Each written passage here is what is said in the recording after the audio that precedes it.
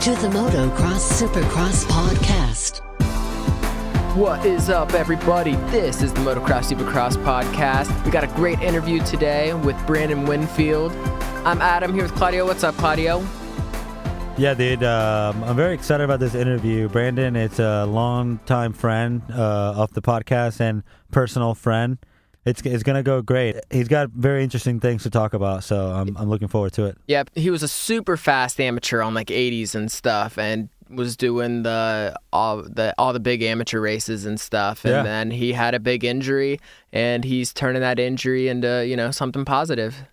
Yeah, definitely did not let himself go down because of it, and he's innovating the world of wheelchairs or accessibility, I should say. Definitely. So we got Brandon on the line right now. What's up, Brandon? How you doing? I'm doing great. It's a beautiful day in Georgia right now. We finally got past all the rainy days, and it's starting to feel like fall again. I thought we had skipped it and went straight to winter. I'm down here in my office just looking out, looking at the sun, and enjoying the day, getting some work done. How are you guys doing? We're doing good down here. It was really cold for us the past couple weeks, or past week, I guess. The highs were in about the mid-60s. But today, that sounds so cold. That sounds terrible. We're back up to 85 today. We're back up to 85 today, so it's yeah, exactly. It's nice. We're pulling out the sweaters, Yeah, that's insane. We were down in the 30s, 40s with the rain, and 65, and that's what we're getting. That's our warm right now. That's what I'm talking about being good weather. 85 is crazy. I couldn't live in Florida. You guys don't have seasons at all. Nothing changes. It's too much. So we only have either hot or hotter, and that's about it. So where in Georgia are you?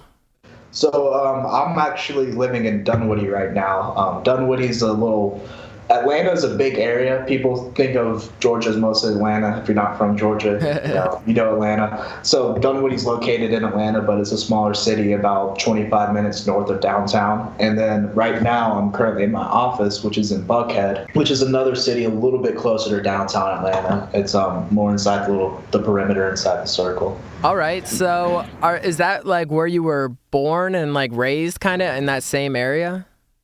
Close to it. So my dad was in the Air Force. So I was born at Warner Robins Air Force Base in Warner Robins, Georgia, just about 2 hours south from here, a little bit closer to you guys. And I was 3 months old when we moved to California. We were out there for about 10 years while my dad was doing stuff at different Air Force bases, and then he worked for NASA for a little bit. Holy. And yeah, it was a pretty cool job that he had there. That was like one of his bucket list kind of things to check off, through his career working in the Air Force. So that's cool he got to do that.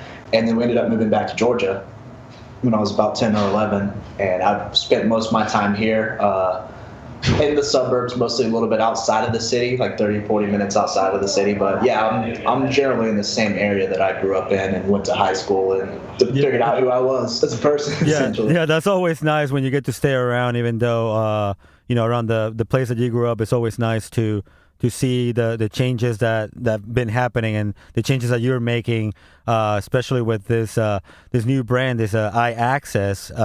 Tell us a little bit about it, man. Yeah, it is cool to see everything changing and how quickly things grow. And just, there's times I'll go to some certain part of the city for 2 months or something like that, and I'll show up and there's a whole new building there. And it's insane how quickly things pop up like that. But basically, my company, iAccess, this is something I had started about 3 years ago as Paraperks, and we recently rebranded to iAccess. We felt it was more inclusive to everybody for what we're trying to do. This idea came about essentially 3 years ago as well. I went to church one day, and it was right around the time of New Year's, and they're talking about, instead of doing a New Year's resolution for yourself, think about something that you can do to help your community. Okay. And the idea, I was seriously just leaving church, heading to my car, and it popped in my head, and I was like, we need to have an app that allows people with mobility impairments to know what places are accessible before they go there, so they don't just show up and figure it out that they can't get into the bathroom as soon as they get there. And that's, that poses a big problem. And from there, it kind of spiraled into this, let's make this a lifestyle brand and not so much of a accessibility, disability type thing. Yeah. We want people to come to our application to live their life and have fun. I got hurt racing dirt bikes, so I knew the consequences of what I was doing. A lot of people in the hospital got hurt doing things that weren't their fault, or they were in the wrong place at the wrong time. Definitely. And having this hard time adjusting to their new life and finding sports or kayaking or mountain climbing or all these things that they can still do with their disability. And that's what we're trying to bring to the people and get them out there having fun again. Yeah, that's awesome. We were, well, you know, I've known you for a long time, and I just feel it's amazing. And I guess, obviously you getting hurt was very unfortunate, you know, but it opened up this whole new world for you and for you to help others. And it's amazing that you want to think outside of the box, or like more than there is there, you know, and that's really cool that definitely that you want to help other people. That's the main goal of this whole thing. Yeah, that's definitely the main goal. This whole thing started as I was traveling around with my friends, and I was wondering why we didn't have anything to let us know, because of anybody that needs to know the details of a place, it's definitely us before we go. And I actually just met with a friend who has a brother that's in a wheelchair, and he's a little bit higher of an injury, so he's a quadriplegic, and he doesn't have much use of his hands and arms. Yeah. And I was asking her, you know, how's he been dealing with everything? How's his adjustment to life been going? And she took a deep breath, and she's like, honestly, it's been a little bit hard. You know, he doesn't really know where to go, and he doesn't want to feel like a burden when he goes out to places, and he can't get in, and they have to go someplace else in this whole ordeal. And it's going to be a great feeling, and it's something that I need myself. I can relate to the demographic I'm trying to reach, of giving them their freedom back, kind of giving them their life, and not them having to worry about depending on other people to help them out. And exactly. That's the ultimate goal. I just want them to pursue new things and seek new adventures. Definitely. That's awesome, man. Yeah. So obviously we're having you on because you're part of this dirt bike community. You've raced, you were like a super fast amateur, and you were fairly young whenever you had your accident. And what was the exact like prognosis of your injury? Was it did you break your neck, or was it your back, or just a spinal cord injury? So, I was 14 years old when I got hurt. We were at a qualifier up in Tennessee it was an area qualifier for Loretta's. And it was the first lap of this race. It was my second moto that day. The first moto hadn't gone too well. I was pretty frustrated. So I was riding a little bit more aggressive and not really thinking as much in this one. And we came around first lap. And from what I basically remember is that it felt like I just missed a shift going off this triple. And I got long darted into the ground, and the bike hit me in the back. So I ended up fracturing my neck. And I think that's just from the impact alone. And then the bike hit me in the back, which is what paralyzed me around the T7, T8 area. Wow. And cracked a few ribs, bruised both my lungs. I ended up getting pneumonia in the hospital. I was in the hospital for about like a month and a half doing recovery and everything like that. And it was a whole process. That's crazy. And like you said earlier, like you knew the risk going into a sport like this, and unfortunately it is kind of an injury that we've seen a lot. I know like also another amateur, Justin Weeks, I'm sure you know of him, and we've seen Jesse Nelson, and we've seen like Jeremy Martin even escape kind of that was close. A big injury. It looks like might be able to ride again and stuff. We're still kind of waiting to see what happens with that. But yeah, definitely the app and what you developed is very interesting, because I've never had to think about like where I should go if I'm just hungry, or if I'm going to a gas station, I just want to use the bathroom. It's never really crossed my mind until all this came about. So can you share with us like some of the hardest places? Like what's the most frustrating places and I'm guessing it's just anyone who's in a wheelchair.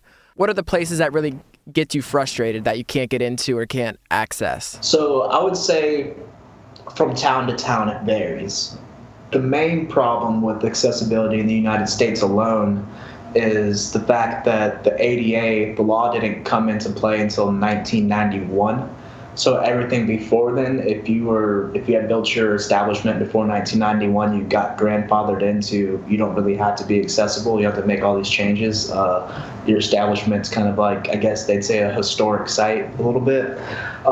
So a lot of places with buildings that are built before then, they'll have really tight doors. The bathrooms will be small.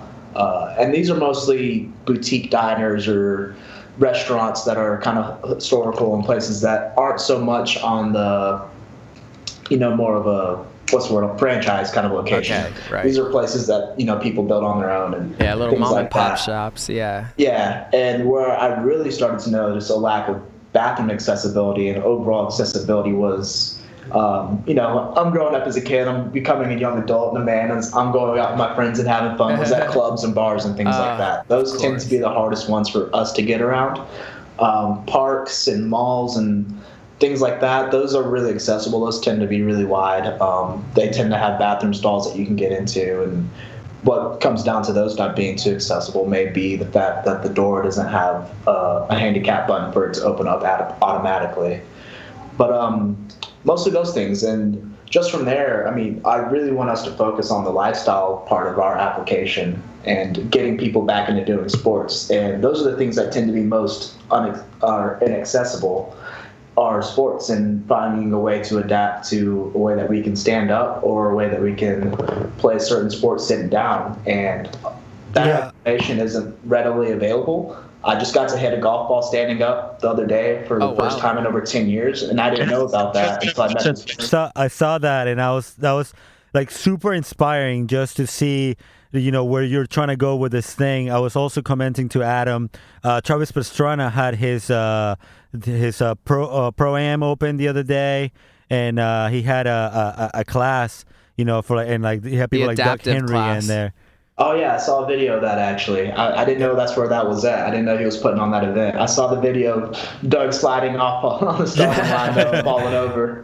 Yeah, and I don't know if, in the future that's kind of like where you're trying to go to also, just kind of bring, people like you back into the sport that you loved at some point in your life. I don't know if you're trying to get back on a bike or not, but there's people out there like, Doug Henry that want to do it. Is that something that's in the plans? I told him it was, it was a great idea to include a class for you guys, Yeah, it's really cool. It's a great idea, and I'm glad somebody, especially somebody with the name of Travis Pastrana, was one of the ones to think of that and initiate it and get it started, because it seems like everything he does tends to pick up traction, and a lot of people are watching him, and everything that he does seems to kind of turn into gold a little bit. So that's awesome that he started that. For me personally, I'm good. I miss racing dirt bikes, and there's kind of I miss it like crazy. I still love the sport. I have my live timing for Mini-O's up right now, so I'm watching. I'm always keeping up. I even have, Supercross of Paris up on another one on YouTube, so I was catching up with that as well. But for me, I guess the older I'm getting, they say with age get a cage, but I'm just going to skip past the cage and stay on the ground and keep racing go-kart or driving go-karts here and there when I can, and then working on this business, because I'm not too keen on going over the bars anytime soon and hitting the dirt and having to pick myself up, because bones don't heal like they used to, and they definitely don't, feel as good when you get older and you break them. We sound like old people now, man. Yeah, exactly. My friend Will Posey, he was in an accident recently, and he's paralyzed now.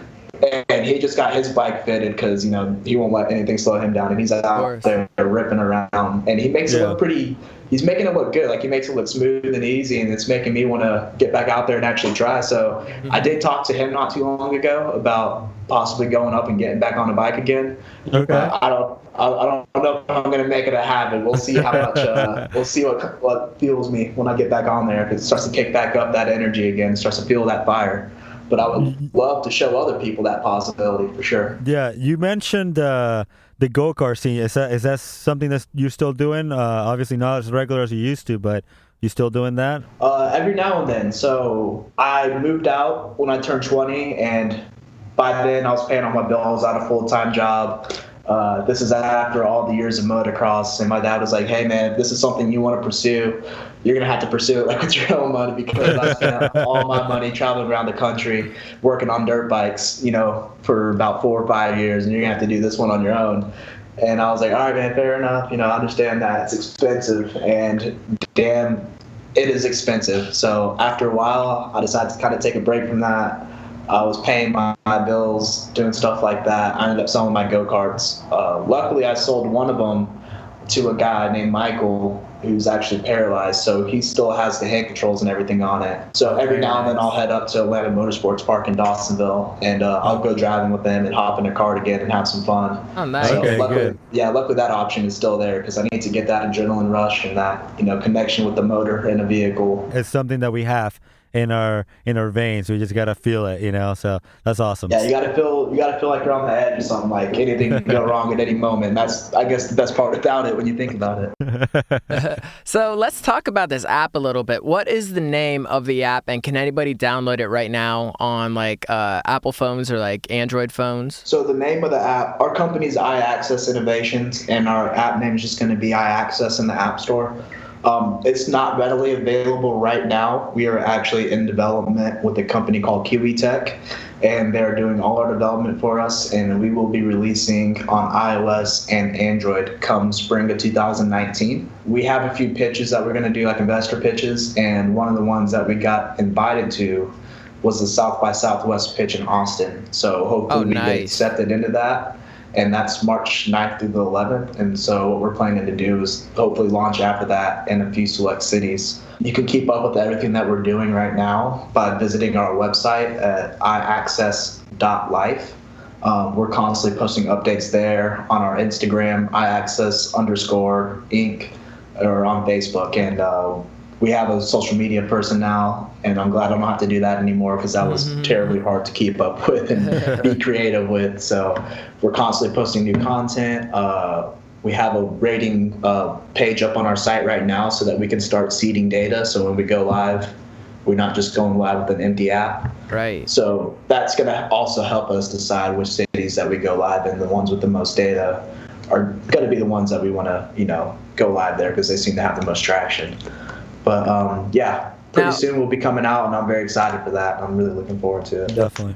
Is that something that someone like me or just anybody with their phone will be able to pick up and be like, oh, I'm at Chipotle right now. You know what? Why not just rate this to see how accessible it is? Or is that something more for people in wheelchairs for them to be the one to rate it? No, absolutely. That's a great question. So this whole project basically started off because, I'm in a wheelchair, and I was thinking about people in wheelchairs having a hard time getting around. But through talking to people and telling them about this idea and meeting with advisors and people that have kind of done business and seen flaws and holes and things I might be missing, they pointed out the whole fact that, hey, there's a customer base out there, people that have kids and have strollers, and people that have short-term disabilities who may have just like broken their leg and they're going to be in a wheelchair for 2 months or whatever it may be.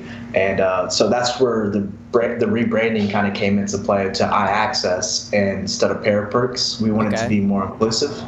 So during our selection of when you're signing up on your profile and you choose your, how you get around selection, what you do for mobility, we're going to offer a companion / caretaker type of selection, so that you don't have to, have a disability to go in there and rate. We hope that our whole plan is to make this a globally known brand, and people want to come and rate things accessibly, or rate the accessibility of places, so that we can take the next step into the future and make things more accessible. So the more people that want to hop on and rate, you don't have to have any sort of disability. Just go on there if you're a friend of somebody, or if you just want to help out and be a part of the cause and be a part of something really cool. We have a selection for you as well, for you to go on and start rating too. Definitely. I got to say, I love the idea, and especially for motocross people always being injured and stuff. That's a good point. It's a good app to have handy, especially, anyone in a wheelchair, or just for parents or anyone. And I like how everybody can kind of pitch in and just help out. Exactly. And we want to create somewhat of a relationship with all these businesses. And our plan down the road is to partner with people such as Lyft or Airbnb or Orbitz and Live Nation, so that we can provide accessible travel, accessible accommodations, accessible social events and sporting events. We just want to be like that one-stop shop where you come to us and like everything you see is things that you're able to do, like for your disability. We're going to have that disability selection, so you'll see ratings that are curated towards things that you're able to do. And we want to just be that. We want to give people their life back. We want to help people access life, and that's our ultimate goal in the long run. Love it. I have a couple questions. I'm going to ask you a couple places, and you can tell me what it's like accessing these places. So first, what's it like flying with a wheelchair? So I'll actually be doing that here in the next couple weeks. And luckily, with flying, it can be a little iffy. It's easy to find the selection when you're booking your tickets online to say that, hey, I have an accessibility issue. I'm in a wheelchair. I'll need help getting to my seat. So what we do is we'll select that. We'll show up at the airport, and it always seems like nobody's ever really prepared for that. Of course. They're always like, it's like, hey, I need accessibility. Can you go get an aisle chair? And they'll have to call somebody. You wait like 10 to 15 minutes for somebody to show up with an aisle chair or whatever it may be. Especially when you're getting off the plane, it seems like it takes forever. Like nobody ever has the aisle chair waiting for you wherever you go. So that could be a little bit of a pain. What also sucks is if you're taking a long flight, and I haven't been outside of the country yet, so I haven't done a flight over 3 or 4 hours. But if I was on a flight for 8 hours and I needed to get up and get to the bathroom, I don't really know what that's like or how I would remedy that problem. So these are all things, hopefully, we'd have to hash out how we're going to make that a perfect. I don't think there's a way to make anything perfect, but how to make the better how to make the system a little less flawed and a little bit easier, because there has to be a way to do that. There has to be a better way of doing it. Oh, yeah, of course. That's what I was thinking of. I was like, if you have to use the bathroom mid-flight, I don't know. They don't really store the wheelchairs like under your seat, so it'd be exactly. They tricky. throw them under the plane. So how are we getting up? We need to put up a curtain. We need to have handicap rows where I guess you put up a curtain, use the bathroom that way. I'm not sure.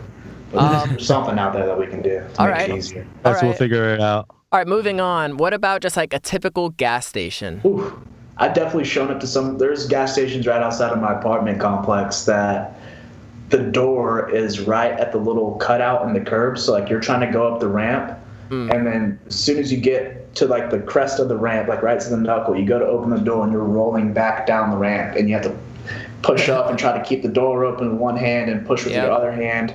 And trying to get through the aisles of most of those gas stations, they're really inaccessible because of all the candy racks and things like that, and the bathrooms. Oh, man. Gas stations are honestly a nightmare to try to get around it unless you're going to one that looks really modern, or it's like a Flying J or one of those trucker gas stations that are a little bit bigger. Those can be really iffy. All right, what about, I think I already know the answer to this one. I'm sure they treat you good, but what about like Disney World? Oh, yeah. So we don't have a Disney World up here.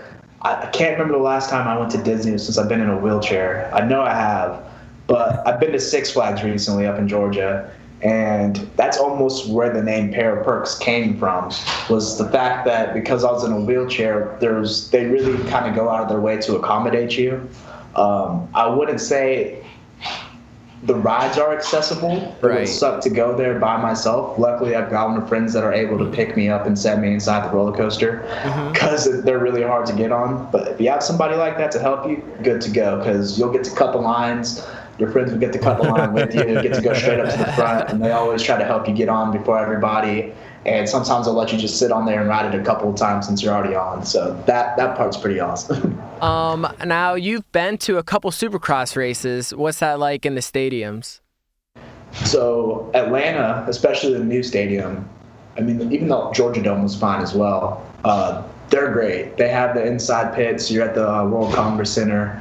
Those are really easy to get around. Besides all the people that are in there, you just have to navigate through that. But that's like that for everybody. Yeah.